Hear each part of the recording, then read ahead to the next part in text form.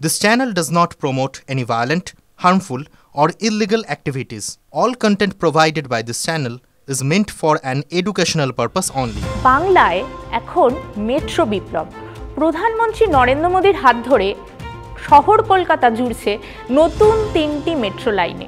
শুক্রবার উদ্বোধন হচ্ছে কলকাতার মেট্রো 3টি সম্প্রসারিত লাইন। এর আগেই হাওড়ায় গঙ্গার তলা থেকে মেট্রো ছুটেছে, সংযুক্ত হয়েছে শিয়ালদা সেক্টর 5। শহর জুড়ে এখন মাকড়সার জালের মতো বিস্তৃত সুড়ঙ্গ পথ। কিন্তু এবার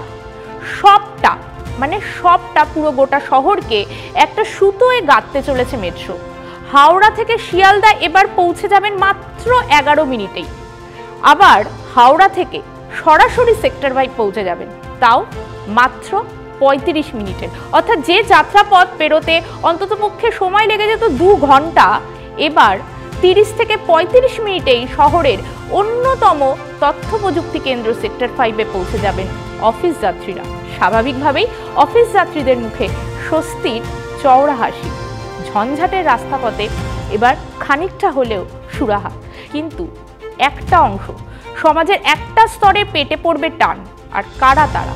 সেই বিষয়টি নিয়েই আজকের দ্য ব্রিফিং রুমে বিস্তারিত আলোচনা করব আমি শর্মিষ্ঠা।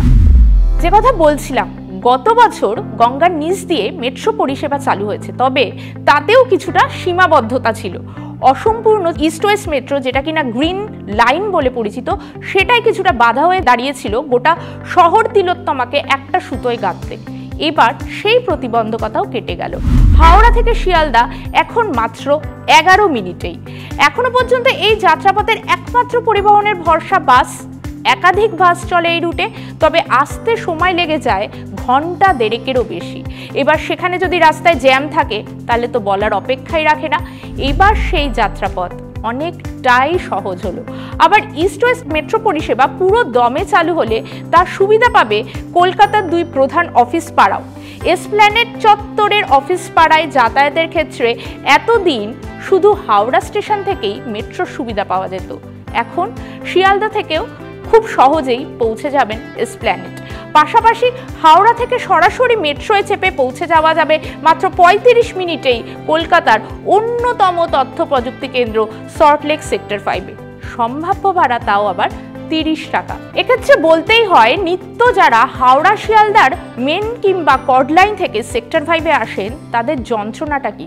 সেক্টর 5-এই দিন দিন বাড়ছে অফিসের সংখ্যা, বাড়ছে অফিস যাত্রীদের ভিড়, আর সঙ্গে বাড়ছে অটো কিংবা বাসের চাপ। প্রতিদিনের একই ছবি, বাসে বাদুর ঝোলা ভিড় আর অটোয় দীর্ঘ লম্বা লাইন। অফিসে যাতায়াতেই দিনের অর্ধেক এনার্জি শেষ। শিয়ালদা সেক্টর 5 মেট্রো চালু হলে কিন্তু এবার যাদের গন্তব্য হাওড়া তাদের কপালে শিকে ছিল। আর কিছুটা ক্ষতি হতে পারে শিয়ালদাগামী বাসগুলি। হাওড়া মেন ও কর্ড লাইনের বাসিন্দারা, অর্থাৎ কিনা যারা শ্রীরামপুর, চন্দননগর, ব্যান্ডেল, শেওড়াফুলি, ডানকুনি কিংবা আরও বেশ কিছুটা দূরে স্টেশন থেকে যারা রোজ সেক্টর 5-এ কাজ করতে আসেন, তাদের অধিকাংশই মূলত বালিহল স্টেশনে নেমে পড়েন। তারপর বাস, ট্রেন কিংবা শাটেল বা অ্যাপ ক্যাবে সেক্টর 5-এ আসেন।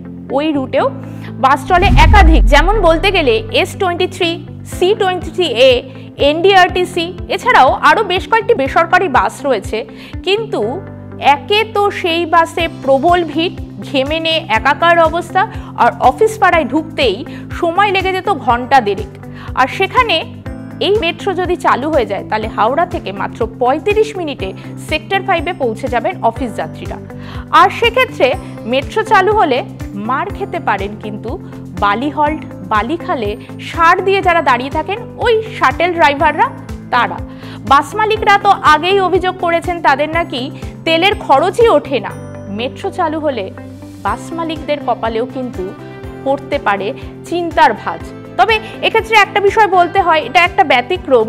যারা কিনা ইকো স্পেস বা নারকেলডাঙ্গার দিকে কাজে আসেন তাদের কিন্তু ভরসা সেই বাস বা শাটেলই থেকে গেল। আর একটা বিষয় রয়েছে, যারা ডানকুনি থেকে রোজ সেক্টর 5-এ কাজে আসেন তারা বরাবরই অভিযোগ করেন বিধাননগর থেকে ডানকুনি লাইনের ট্রেন অত্যন্ত কম। একে সেক্টর 5 থেকে বেরোনোই একটা বিশাল বড় ঝক্কি, তারপর ট্রেন মিস হয়ে গেলে দুর্ভোগের তো আর কোনো অন্তই নেই। তারাও এখন সরাসরি সেক্টর 5 থেকে হাওড়া স্টেশন পৌঁছে যেতে পারেন, তারপর হাওড়া থেকে ট্রেনে সরাসরি ডানকুনি। যদিও এক্ষেত্রেও একটা বিষয় বলতেই হচ্ছে, অনেকেই মনে করছেন শিয়ালদা সেক্টর 5 মেট্রো চালু হলে বিধাননগরে বাস বা অটো ধরার যে ভিড়, সেই ভিড় খানিকটা কমবে, কিন্তু তেমনটা বোধহয় খুব একটা হয়নি। সেটা কিন্তু রোজ সকাল 8টা থেকে 11টার মধ্যে যে ভিড়টা, বিধাননগর স্টেশনের যে ছবিটা, সেই ছবিটা দেখলেই বোঝা যায়। একটা কথা আছে না, কারোর সর্বনাশ তো কারোর পৌষ মাস। এক্ষেত্রে পৌষ মাস হয়তো এই সেক্টর 5-এ অটো নিয়ে যারা দাঁড়িয়ে থাকেন সেই সমস্ত চালকরা। শিয়ালদা সেক্টর 5 মেট্রো যখন চালু হলো তখন সেক্টর 5 থেকে মেট্রো স্টেশন পর্যন্ত কিন্তু অটো চলতো, তবে সেটা হাতে গোনা, যাত্রী সংখ্যাও নিতান্তই কম ছিল। সেক্ষেত্রে বেশিরভাগ ক্ষেত্রেই ভরসা ছিল বাস। এইবারে মনে করা হচ্ছে হাওড়া থেকে সেক্টর 5 পর্যন্ত যদি মেট্রোটা চালু হয়ে যায় তাহলে সেক্টর 5 মেট্রো স্টেশনেও ভিড় বাড়বে, ফলে এই সেক্টর 5-এ অটো স্ট্যান্ডের অটোর সংখ্যাও বাড়তে পারে আরও অনেকটা বেশি। তাতে বাসে ঝোলার সেই ঝুঁকিটাও অনেকটা কমে যাবে। সর্বোপরি আরও একটা কথা বলতেই হয়, 22 তারিখ উদ্বোধন হচ্ছে আরও একটা রুটের। এবার থেকে আপনি সোজা নিউ গড়িয়া থেকে বেলেঘাটা অবধি আসতে পারবেন, তবে এর আগে নিউ গড়িয়া থেকে মেট্রো ধরলে রুবি পর্যন্ত আসা যেত, কিন্তু রুবি অবধি এসে লাভটাই বা কী হতো, সে নিয়ে অবশ্য নানা মহলে নানা প্রশ্ন ছিল একাধিক। এবার রুবি থেকে এক্সটেন্ডেড হয়ে আসতে পারবেন বেলেঘাটা পর্যন্ত, তাও মাত্র 20 টাকা ভাড়ায়। সায়েন্স সিটির সামনেই যে মেট্রো স্টেশন, যেটা কিনা আর কি নাম দেওয়া হয়েছে বরুণ সেনগুপ্ত মেট্রো স্টেশন, তার থেকে কয়েক পা এগোলেই বেলেঘাটা মেট্রো স্টেশন। কিন্তু এখনও বাইপাসের ধারে মেট্রো থেকে নেমে যাতায়াতের একটা প্রবল অসুবিধা দেখা যায়, কারণ সেখানে কোনো অটো থাকে না, ভরসা সেক্ষেত্রেও বাস, তাও আবার কানেক্টিং পয়েন্ট নয়। আর এখানেই কিন্তু একটা জট রয়ে গেল। গোটা তিলোত্তমাকে এক সুতোয় গাঁথার ক্ষেত্রে এই একটা ফাঁক থেকেই গেল। সেই প্রশ্ন তুলছেন মেট্রো কর্তারা। তারা বলছেন চিংড়িঘাটাটা যদি হয়ে যেত না বড্ড ভালো হতো, আর সেটা চিংড়িঘাটাটা জোড়া গেল না বলেই তিলোত্তমায় কোথাও একটা ছেদ থেকেই গেল। তাহলে বুঝতেই পাচ্ছেন যে শহর তিলোত্তমা কিভাবে এক সুতোয় বাঁধলো আর কিভাবে সুবিধা পাবেন অফিস যাত্রীরা। কিন্তু এক্ষেত্রে অসুবিধায় পড়তে পারেন পরিবহন সংস্থার সঙ্গে যুক্ত কর্মীদের একাংশ, তাদের পেটে টান পড়তে পারে, মানে কয়েকটি বেসরকারি বাস যেগুলো যাত্রী সংখ্যা কম হতে পারে। তবে সেক্টর 5-এর অটো, তাদের ক্ষেত্রে কিন্তু আবার একটা ভালো সময় আসছে, কারণ মনে করা হচ্ছে যাত্রীদের ভিড় বাড়তে পারে, তাদের একটা বড় আয়ের সুযোগ রয়েছে।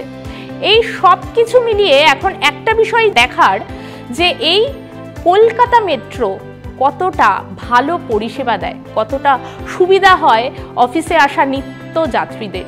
এই নিত্য মেট্রোয় যে দুর্ভোগও দেখা যায়, সেই খবরও, সেই যন্ত্রণাও কতটা এড়াতে পারে কলকাতা মেট্রো, সেটাও এখন দেখার। আপনারা নজর রাখুন TV9 বাংলা ডিজিটালে।